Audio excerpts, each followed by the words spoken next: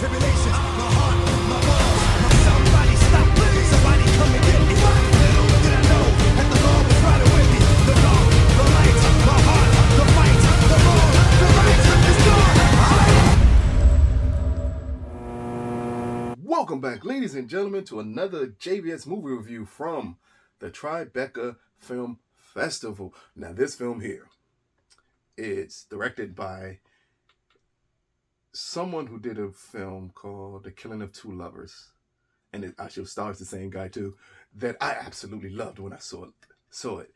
And when I saw that they had got back together again to do another film, I said, oh, this is something I have to see.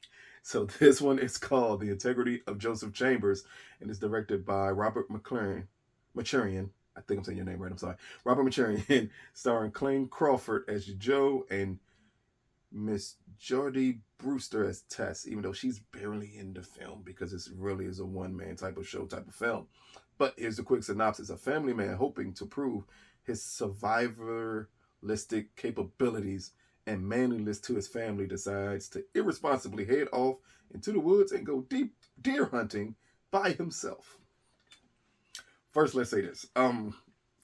Colin Crawford, who, along with their prior film that I absolutely loved him in, I think I first met him as an actor in the Lethal Weapon series that was on Fox, which I absolutely loved when he was in it, and did not watch it once he was no longer in it.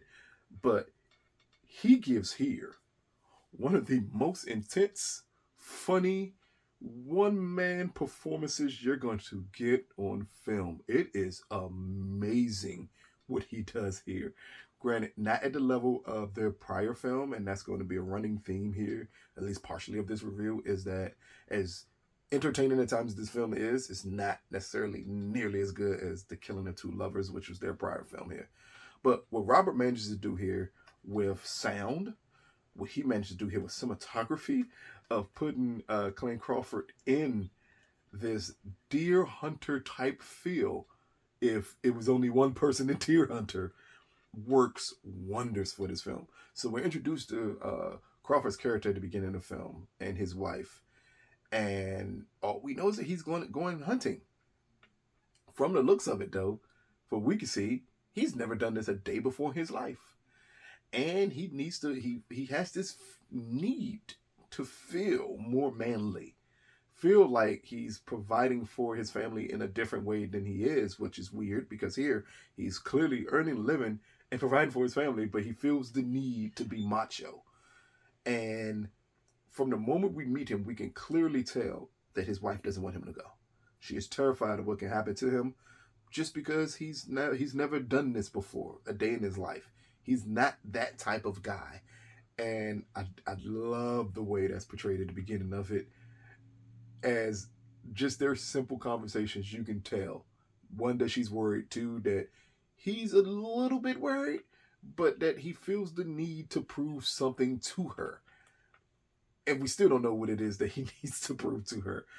But then after he packs up, after he leaves the house, even after his wife offers him a chance to prove that you're manly without having to do this, he passes on it and decides he's going to go hunting. He goes to his best friend's house, get his best friend trunk. He has a gun as he's trying to get things he needs from his best friend. It is a scene here where he's handling the gun, and anyone who's handled a gun knows that this is normally the biggest indicator that a person's never done anything with a gun a day before in their life. He points the gun at his friend, and you see his friend's quick reaction to pull it away, like, no, we're not going to do that here. Like, this is not what you should be doing. Even the friend offering to take him out the next day when he's free. So, because his friend is someone who is an avid hunter and could help him out here. And he says, no, I'm going to do this all on my own. Once we get Colin Crawford as he gets to the forest by himself, and we slowly see him, one, he's bored, as most people who've never been hunting get extremely bored. And then a tragic event happens. From there on, we get a tour de force performance. At times really good, At times, it is an exercise in overacting between Colin Crawford that is, even when it's overacting, even when you think it's way too much, it is still very interesting to see.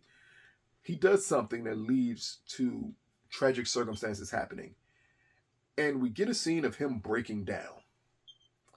Normally, when you get a scene of a character breaking down, the director sticks on that actor breaking down for maybe 30 seconds, maybe 45, just to show you the emotion coming out of him so then you can understand he fully has a grasp of the ramifications of his actions.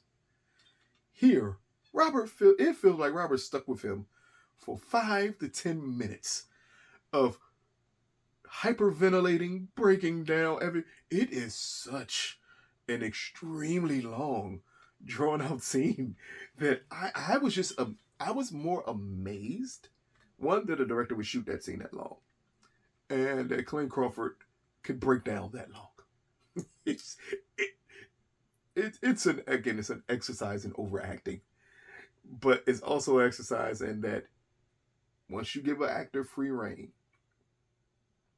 you may get something, even though it's well overly acted, that still can come across as magical. And that's what happens here. Because again, it's just so extra, unnecessarily extra. The elements of the film that works the best, though, are when we see Crawford's character in the Force. And the director does a great job at playing with sounds, playing with visuals, that you feel immersed at times by an amazing mixture of sound, like you're in the Force with him. It works great on that level. It's something that sticks out. It's something that I think is possibly the strongest element of this film. It's just the environmental element of the sounds, environmental element of the danger, everything. We sense everything that he's in. And as we're watching it, we are terrified for him because of these sounds, because of this element, and because we know he is not comfortable there. This is something he should not be doing. And the director, again, does a great job with visuals and sound to put that on the audience so you understand all of this that is happening here. Now, by the time we get to the third act, again, it's a tragic event happens. We're not going to speak on that tragic event, but once a tragic event happens, the film does turn. It gets extremely dark.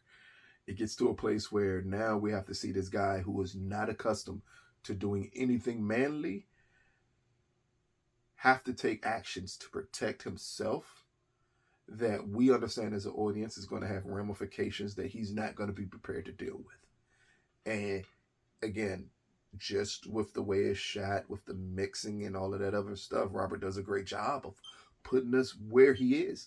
We feel every sense of dread that this character is going through in this Force, even while he's attempting to deal with things that he caused.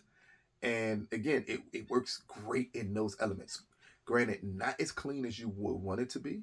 The third act at times is a little wonky because it did take away from the environment and the elements that you found so intriguing in the first two acts. And here it does blend into what you would expect it to have been from the beginning.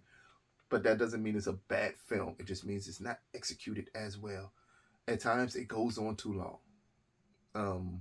I don't know if this movie should have been a short, because I think you get the message across stronger in a short there.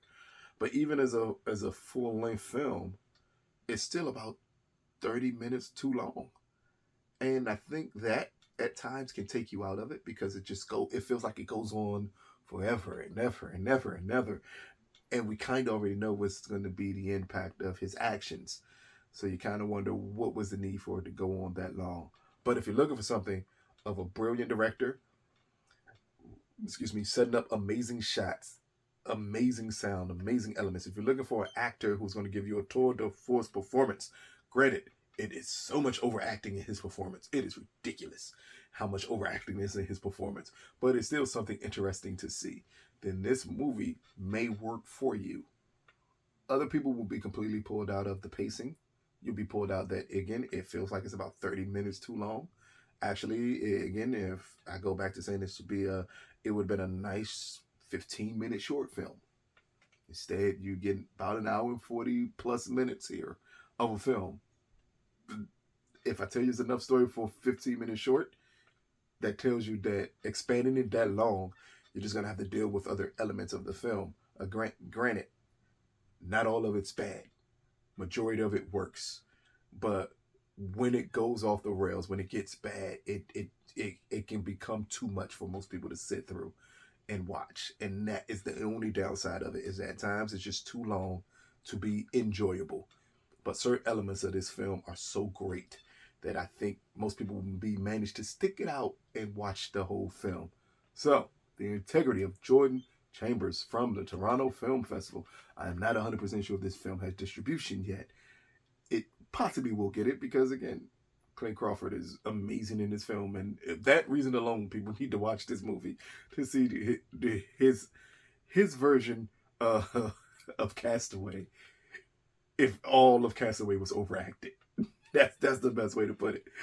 Out of a possible 10, I'm going to give this movie a 5.5 out of 10. In the end, it's way too long. In the end, it could have been a short film. It is directed well. The sound is cinematography are top tier. Colin Crawford, I absolutely love him as an actor. Boy, did he overact in this movie. I mean, to like the grandest of proportions of overacting that I have not seen in at least 15 years. Someone overact as much as he does in this film. But again, it is definitely something to see because of what he does in it. But at times, it's going to become too much. And again, it's not enough story to justify this being a full-length feature film. Much better as a short, I would say, than a full-length feature. But if you're going to get through it, I think in the end, you're going to enjoy it. It's a nice little cameo from a known actor that most people know. For those reasons, it works a little bit. But again, it's just so many other elements that kind of distract you, or not distract you, but pull back from your enjoyment of the film. This has been another JVS movie review from the Toronto Film Festival. Peace, people.